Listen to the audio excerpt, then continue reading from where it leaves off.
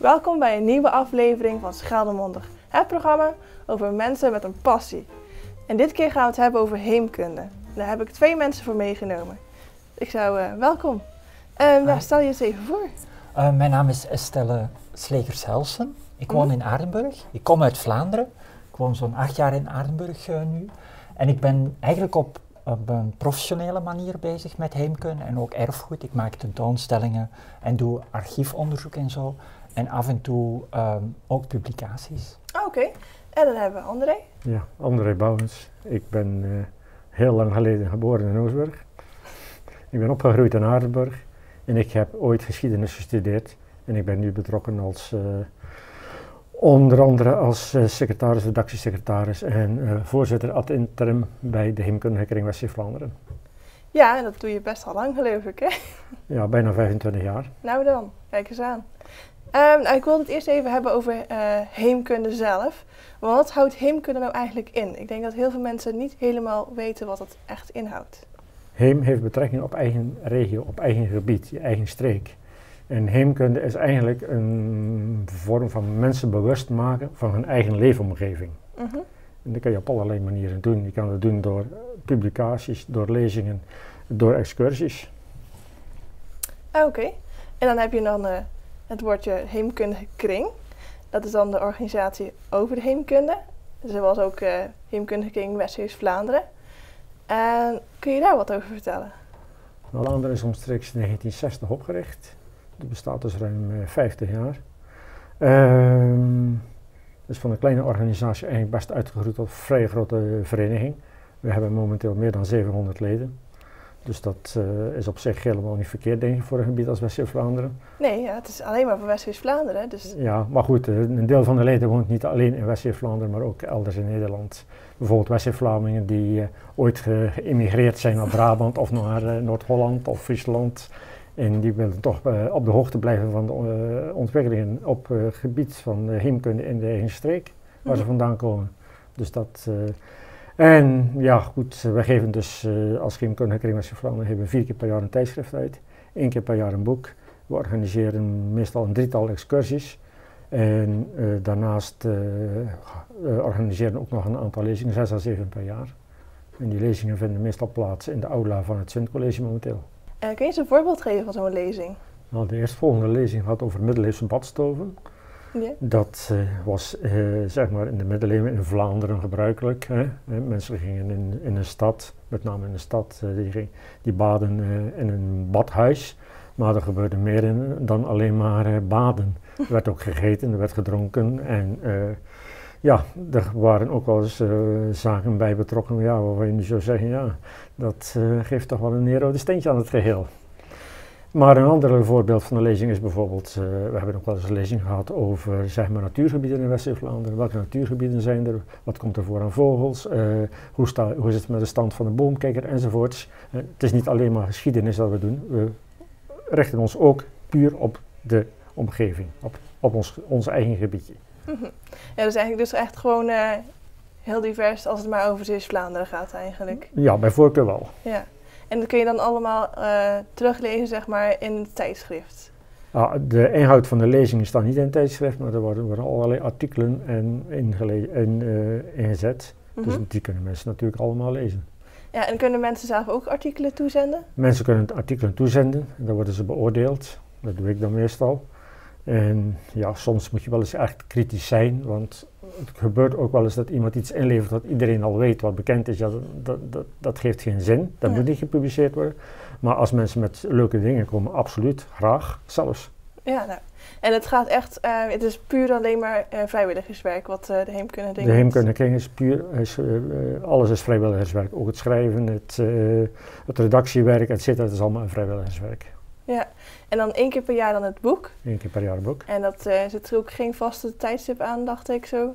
Nee, het is wel de bedoeling dat in een jaar een boek verschijnt, maar of dat nu in januari of in december verschijnt, ja, dat is afhankelijk van allerlei factoren, omdat je met vrijwilligers werkt. De ene mens heeft meer tijd dan de ander, het ene onderzoek vraagt meer tijd dan het ander, dus we kunnen nooit zeggen, kijk, dit of dat, maar wel proberen we dat binnen datzelfde jaar dat boek te doen verschijnen. Oké, en dan, ja, dit jaar dan een nieuw boek dat naamt Beelden in Beeld. Nou, misschien dat jullie ook even wat over het nieuwe boek kunnen vertellen. Want dat is natuurlijk... Ja, ik denk dat dit boek bij André al heel lang op de plank lag. Hij heeft er al denk ik 5 of 6 jaar geleden mij over verteld van ik zou eens graag een boek maken over kunst in openbare ruimte. Dus het maken van zo'n boek kost veel tijd, maar ook soms het bedenken ervan ook wel. En ja, dat is eigenlijk ook een proces van een soort van rijping. Hè? Dat een idee dat ga je bepalen wat het is, maar dan ga je nadenken van hoe moet het er precies uitzien en zo.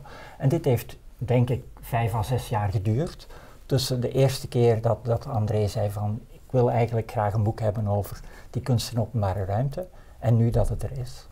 Ja, want het gaat dus echt over een boek en het gaat allemaal over de beelden in West-Vlaanderen, als ik het goed heb. Ja, het zijn beelden in West-Vlaanderen die in de openbare ruimte staan of die zichtbaar zijn vanaf de openbare ruimte. Kijk, als jij een stukje particulier grondbezit hebt, maar het is een mooie open ruimte en je zet het midden in beeld en je kunt vanaf de weg kun je het heel goed zien, dan nemen we ook dat soort dingen mee in het boek. Ah, oké. Dus het is niet alleen maar van de gemeente dan? Nee, het is niet alleen van de gemeente. Aha. Nee, want zo heel veel initiatieven van die beelden komen ook van stichtingen. Of zelfs ook privé-initiatieven van mensen die denken van hé, ik zou het eigenlijk fijn vinden dat er in mijn buurt een beeld staat in de openbare ruimte. En eigenlijk zijn dat kunstwerken die je normaal ook in een museum zou kunnen zien. Beeldwerken, beeldhouwwerken die gebeeldhouwd zijn. Maar die staan dan niet in een museum, maar die staan op een plein of die staan aan zee. En iedereen kan die bekijken zonder eigenlijk toegangsgeld te betalen. En hoeveel beelden hebben jullie nou in het boek gestoken? Nou, er zitten 71 beelden in beeldengroepen. Want je hebt soms een aantal beelden die bij elkaar staan. En die hebben we dan als een groep, als 1 nummer, hebben we dat in het boek gezet. Bijvoorbeeld in Katzand heb je boerderijdieren. Die staan verspreid door de kern een aantal. En die hebben we als 1 groep behandeld. Want dat is een opdracht geweest aan een kunstenaar. Die heeft die ook allemaal tegelijkertijd zeg maar, daar laten neerzetten. Dus hebben we dat behandeld als zijnde 1 beeldengroep. Oké, en is er iets ook van iets wat er echt helemaal uitspringt bijvoorbeeld? Ja, uitspringen is een groot... ieder heeft zo zijn voorkeuren. Ah, oké. Ja, want je hebt het over kunst, hè? Ja. En kunst, daar kijk jij anders naar dan ik en daar kijkt André ook anders naar. Hè? Kunst heeft te maken met smaak, waar je van houdt of waar je niet van houdt. En het was best wel een hele moeilijke oefening om te kijken van wat mag er nu in en wat mag er nu niet in. Maar de 71 beelden die in het boek komen, dat is niet wat wij leuk vinden of niet zo leuk.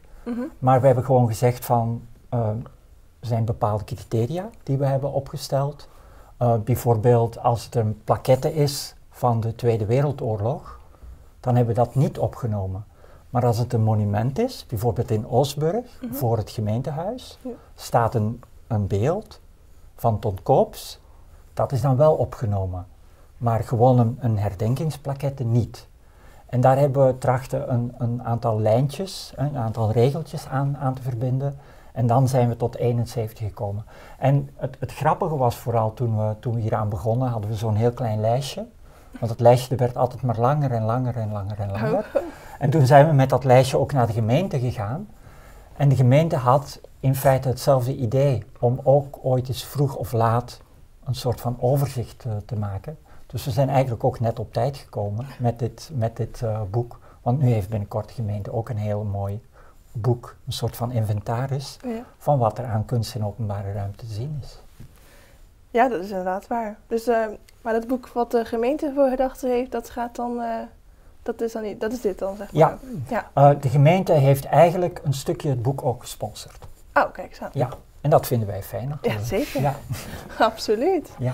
Maar dus de 71 beelden betekent dat niet alles erin zit? Goh, heel veel hoor. Heel veel wel. Ja. Want ik denk dat je nu van die beelden en niet die plaquettes en dergelijke, maar dat je echt van al die beelden hebben, denk ik, hopelijk, niets over het hoofd gezien.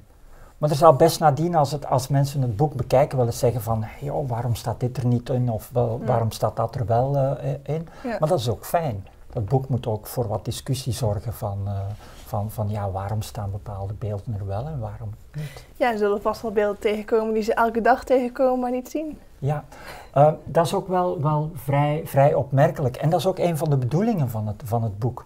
Want ik denk, als je tegen mensen zou zeggen van, kijk, er staan meer dan 70 beelden in heel West-Vlaanderen, gaan mensen zeggen van, hé, waar staan die? Maar dus mensen gaan er al heel snel aan voorbij. En dit is eigenlijk ook een manier niet alleen om een mooie lijst te hebben, maar ook om aan de mensen te tonen van, kijk eens wat er allemaal in jullie gemeente staat. Ja. Ja, want het is met die beelden vaak zo, je bent ze zo gewend en ze vallen pas op als ze er niet meer zijn. Als de Eenhoorn in Oostberg verdwenen is, dan valt het op. Ja. Als het beeld van Van Dalen in Sluis verdwenen is, dan valt het op. Maar nu fietst en rijdt en loopt iedereen er langs. En niemand kijkt ernaar. En daar heb je inderdaad gelijk in, ja. Dus bewustwording van je eigen leefomgeving. Waarom staat dat beeld daar? Zit er een bepaald verhaal aan vast? Ja of nee? Ook dat speelt en dat is weer de heemkunde die terugkomt. Ja, dat is inderdaad helemaal waar. En jullie hebben dat boek hebben die samen gemaakt. Ja. En dan zitten ook hele mooie plaatjes bij, zie ik. En die hebben jullie dan met behulp van Evita gedaan? Ja, we waren in het begin, André en ik hebben al eens een aantal boeken geschreven. Eentje over Aardenburg en eentje over Sluis, hoe het vroeger was en hoe het nu is. Met oude prentbriefkaarten van vroeger en dan hetzelfde beeld van diezelfde straat op dezelfde plek, nu. En we wilden eigenlijk voor dit project ook een fotograaf hebben, of een fotograaf of fotografen, die volgens ons ja, ook al die foto's kon maken, want het zijn best wel wat, het is best wel een grote opdracht. En dan zijn we bij Evita Hinneman terecht gekomen. Zij komt uit Osburg, maar studeert aan de kunstacademie in Den Haag. En ik denk dat zij 4 maanden bezig is geweest om heel West-Vlaanderen te doorkruisen, om al die beelden op min of meer, ik zal maar zeggen, ja, dezelfde manier, maar het betekent niet allemaal dat het allemaal dezelfde beelden zijn, maar min of meer op dezelfde manier in beeld te brengen, zodanig dat er ook een soort van eenheid in het boek ontstaat. Oké. Dus jullie hebben echt zoveel maanden bezig geweest om dit boek zo voor elkaar te krijgen. Dat is echt wel meer werk dan je zou denken eigenlijk. Ja, het zijn natuurlijk superveel beelden. En natuurlijk tussen jullie werk door, waarschijnlijk ook door. Ja, André heeft de meeste teksten geschreven. En ik denk dat hij bijna een jaar is bezig geweest om die teksten te schrijven. Want naast het boek is er ook een website. Ja. Waar min of meer dezelfde informatie op staat, maar daar kunnen mensen ook zoeken. En daar hou ik persoonlijk ook wel van. Als ik ook professioneel bezig ben, kan je met dezelfde informatie via verschillende kanalen die informatie verspreiden. En dus daarom is naast het boek ook een website. Oh, dat is wel heel... Dus dat sluit eigenlijk op elkaar aan. Dat is mooi bedacht. Ja, het is voor een deel heeft het dezelfde informatie, maar het vult elkaar gewoon aan. Er is een klein beetje dat hetzelfde is, maar voor de rest is het gewoon aanvulling. Je kunt met die website meer dingen doen dan met een boek.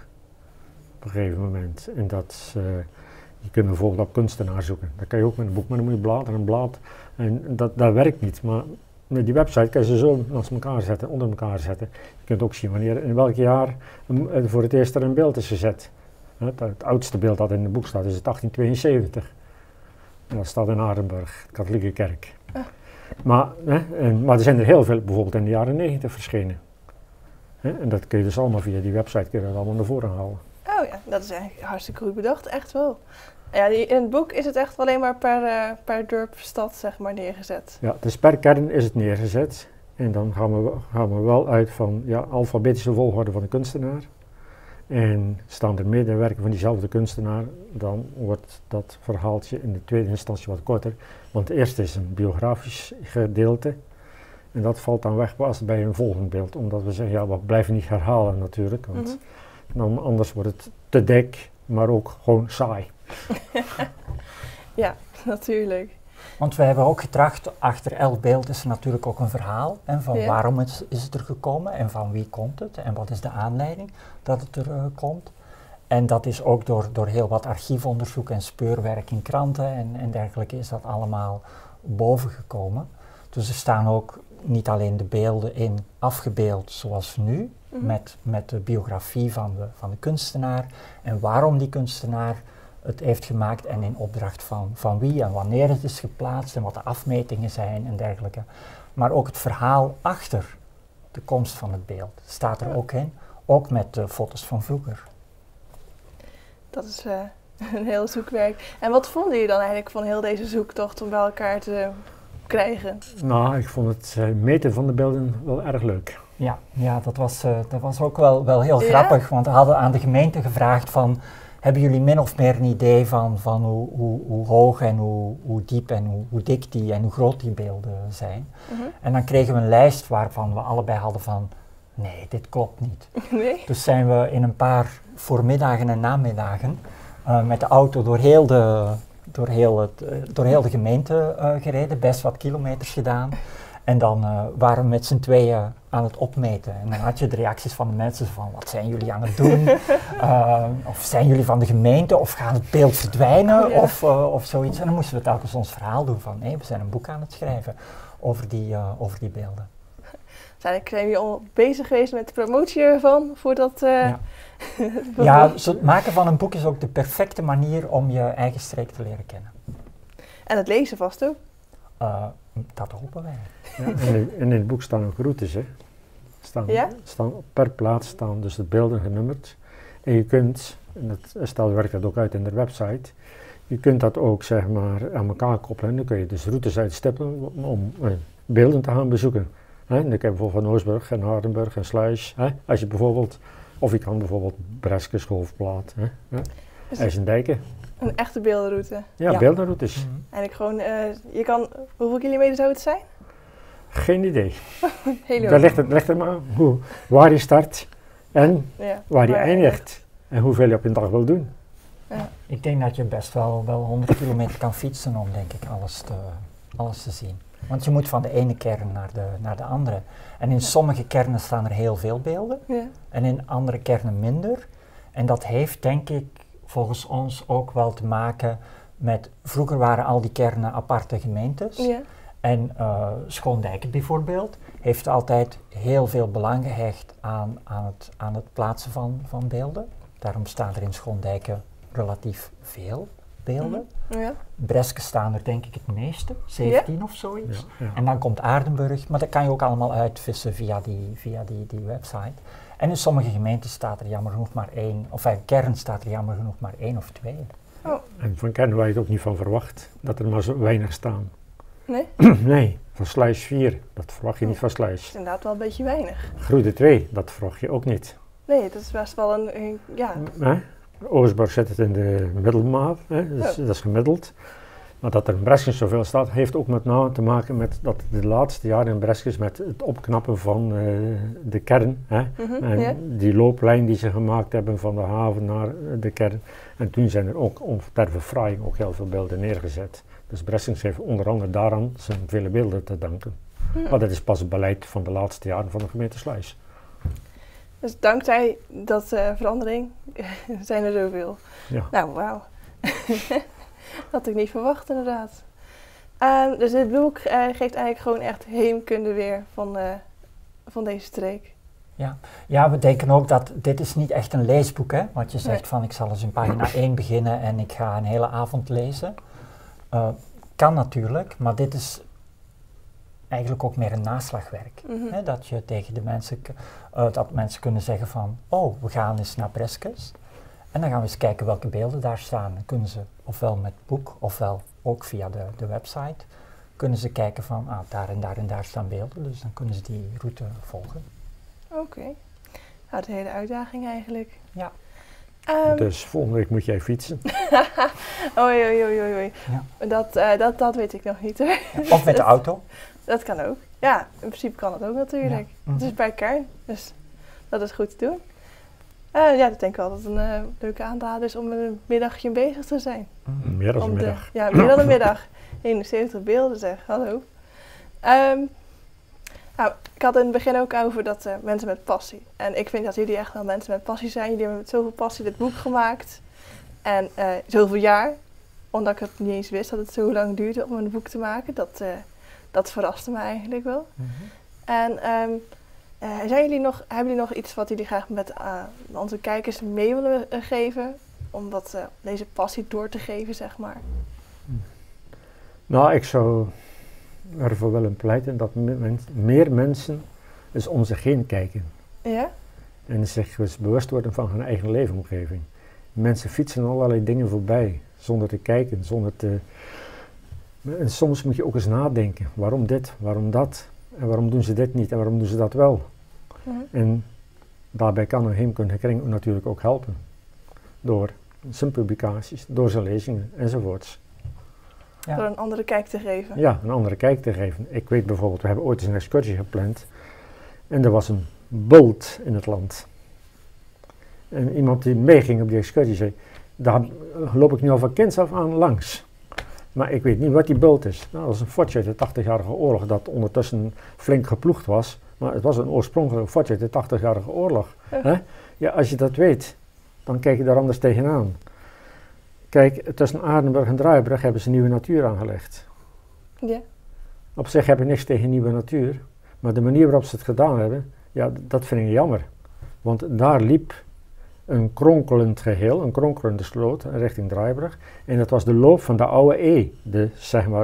Het riviertje dat Aardenburg met het Zwin verbond.